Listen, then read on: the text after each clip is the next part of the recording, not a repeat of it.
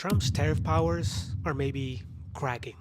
The House just voted to cancel the national emergency he's been using to justify massive tariffs on Canada, and 6 Republicans crossed the party lines to do it. The vote was 219 to 211.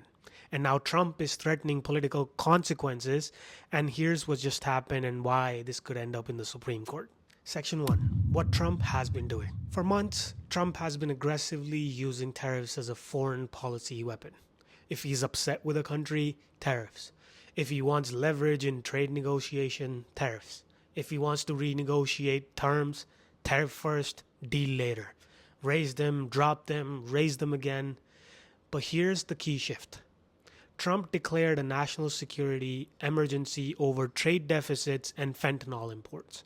And he's been arguing that this emergency gives him the authority to impose tariffs on virtually any country at any time without Congress signing it off. Section 2. The constitutional fight. That's where the pushback started. Democrats and even some Republicans argue that the Constitution gives Congress the power of the purse. That includes taxation, and tariffs are taxes.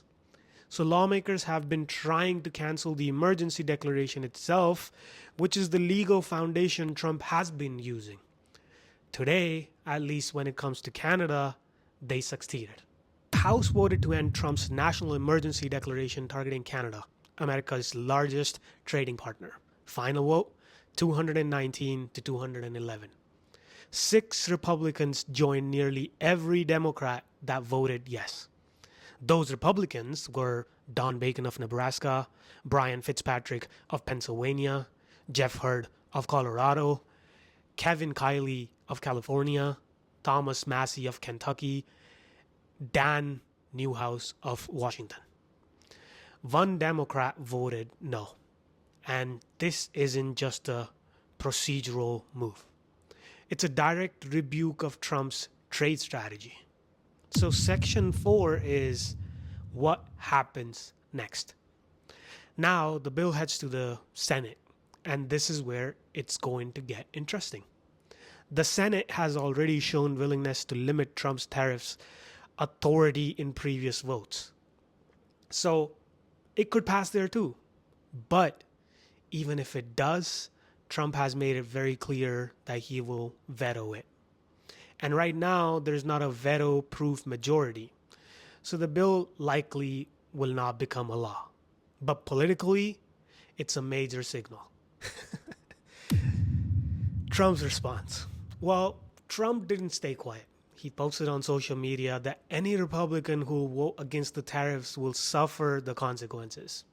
During election season, including primary challenges, he ended up by saying no Republican should be responsible for destroying what he called this privilege, and that's a direct warning to members of his own party.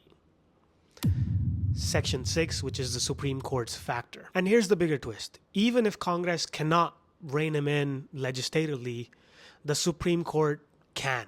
The court is expected to rule soon on whether Trump can legally impose tariffs under the national emergency powers he's been using. And that decision could redefine the limits of presidential authority in trade policy. If the court rules against him, this entire strategy could collapse. And if they rule in his favor, it could permanently expand executive trade power. So this isn't just about Canada. It's about whether a president can unilaterally shape trade policy through emergency declaration. The House just fired a warning shot. And now the Senate and possibly the Supreme Court will decide how far the power really goes. And depending on what happens next, this could reshape how tariffs are used for years to come. Till then, you can subscribe to the channel, and I'll see you in the next one. Stay brown.